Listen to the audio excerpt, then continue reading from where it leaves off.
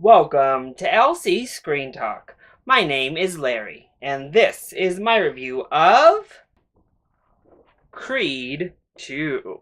This is the awesome poster. Sorry, it's really big, much bigger than I anticipated them ever giving out. But the awesome poster they gave away in our screening tonight with a nice, beautiful Michael B. Jordan here in his most admirable of states. This is a pretty awesome poster. It's curling up on me a lot though, so I'm having trouble showcasing it. But yeah, what an awesome thing to receive at a screening. So Creed came out and shocked many people. I don't know if many of us were asking for another entry in the Rocky franchise, or if we even really needed another entry in the Rocky franchise. That is until we saw it, and then we realized, yes, we needed this particular entry in the Rocky franchise because Creed was great. It was much better than it had any real right to be, and really took many of us, including myself, by surprise.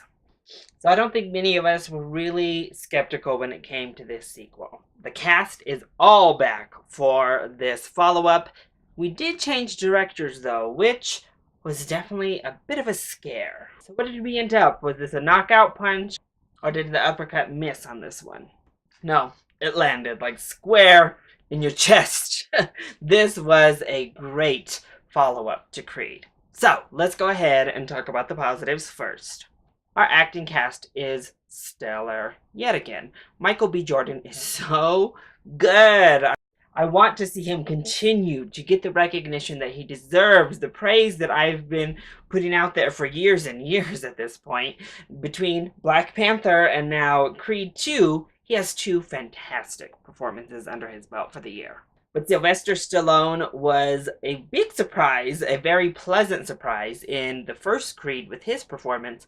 And let me tell you, it's right in line with that first performance. I thought he was so good in this movie. It's such a beautifully understated but developed and mature performance from Stallone. It's really just impressive to watch him on the screen. Tessa Thompson is also fantastic, as she is in pretty much everything I've ever seen her in. Felicia Rashad is always wonderful, and it was nice to see her return as well, and it's always just nice to see her, period. And the rest of our cast is also very good. There's not really a bad performance in the bunch. Everybody comes, everybody delivers in this film, and it made it feel like actual people. And the chemistry between our different characters and the actors that sell it really, really make this film for me. Sylvester Stallone and Michael B. Jordan have such a natural, wonderful chemistry to them.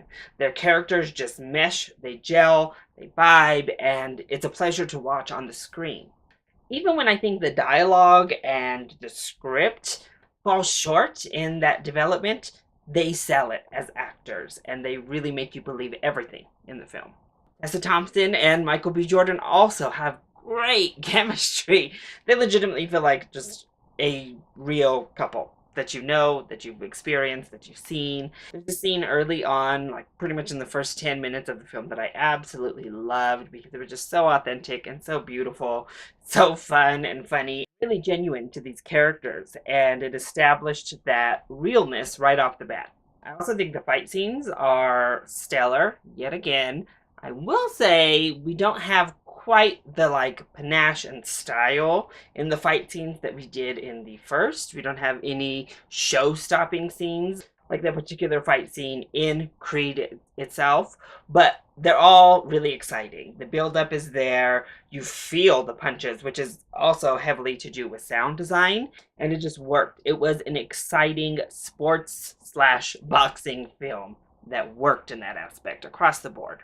So Stephen Caple Jr. had a lot to live up to following in Ryan Coogler's footsteps here, and I think he mostly did a good job. Like I just said with those fighting scenes, overall Coogler's sheen, his professional just artistry was not quite on display here, but Kaplan did a lot of really cool things. There's this sequence with water that is very symbolic, and the way they used sound and the imagery together for the whole symbolism of what's happening was amazing. But the directing was still good. It was still a good direction job overall. And it looks gorgeous. The film is just beautiful. The pacing of the film works really well. And the music was great. I think maybe the music was a little bit more effective than the original score in the first film. Of course, the soundtrack is wonderful, as it was in the first film. But the score it borders on cheesy to me still, but it just felt more organic this time around. We incorporated that Rocky theme. It was a little bit overwrought, but in particular, though, I loved the Russian theme. I thought that was fantastic. But this is definitely a character-driven story, and the character development from everyone was really well handled. I think Michael B. Jordan's Creed actually had the weakest development, and I'll get to that in a second. But Tessa Thompson's character I thought developed nicely. Sylvester Stallone's Rocky was wonderful in this film. I thought he had a really nice turn through the movie. More so, actually, than Creed, and that's maybe a little bit of a problem that I'll talk about in a second. But who had the real development, who had the real shining twist that was unexpected, was our antagonist. The Drago son and father duo had a wonderful arc, and if I'm being honest, I wanted to spend more time developing that arc, but the way they were able to make the end of his character's arc shine like they did with the shorter amount of screen time that these characters were given was amazingly well handled. And it comes a long way from just this overbearing stereotype villain feel that we get at the beginning of the film to where we end up at the end. It was really masterfully done. So what doesn't work so well? What are the misses when it comes to this Creed sequel? Well, let's just go ahead and talk about Michael B. Jordan's character at large, because I mentioned him before. Now, this is a very soft negative for me. This is a bit nitpicky, if I'm being honest. But I found his character to be unlikable for too long within the film. And I don't think the turn point from him being unlikable and kind of a jerk into moving forward, inspirational, re-inspired, was handled with as much care as it should have been. The reconciliation portion, it didn't dive down as far as I would have liked. But, I mean, it still was effective enough. You still went with it. You still liked him. But I think it could have been handled just a bit better. I also think the editing was just a tad bit strange in this film. It's very short edits. We get very short edits. And I would have just liked the scenes to breathe a moment or two longer. There were several scenes in this movie where we cut away to a character doing something for just a tiny bit of time, but it never really goes anywhere. It only kind of adds to the character a tiny bit. And then we're right back to somewhere else, and we're back to the character we were just focusing on. So I think the editing was chopped up a little bit strange, and I wish the scenes weren't cut as they were, that they had just a few extra seconds here, a few extra seconds there on the front and back ends of random scenes throughout the film to just let them breathe and play out a little bit longer. And this final negative is based purely on personal preference. This is a Rocky film.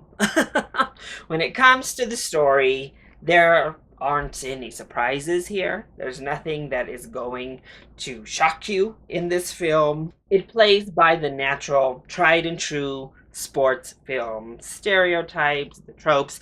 Most all of them are right here in this film. Of course, in Rocky style, we have the training montages, we have the music, as I said before, all the things you expect from a Rocky script, from a Rocky film in general, they're all in here, and it doesn't deviate from the formula, really, at all. So at large, I thought this was a really well executed film. I don't think familiarity is in and of itself a negative, because if it's executed well, who cares if it's familiar? Not every film needs to reinvent genres and reinvent the wheel. Just execute what it is you want to execute well, and I think Creed 2 definitely does just that. The performances are wonderful. If you like sports movies, I think you're going to love this film. If you like the Rocky franchise, you're going to love this film.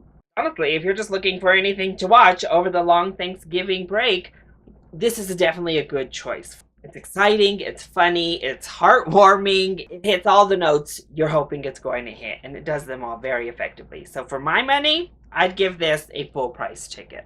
So, that is my review of Creed 2. I hope you enjoyed it. If you did, go ahead, click like down below, and subscribe to the channel so you are always up to date on our latest videos. Also, join in on the discussion. Are you excited to see Creed 2? And what is your favorite film within the Rocky franchise? Let me know either in the comment section down below, or you can hit me up on Twitter. I love you all so much for your support. Mwah! Thank you for watching, and I'll see you next time. Bye!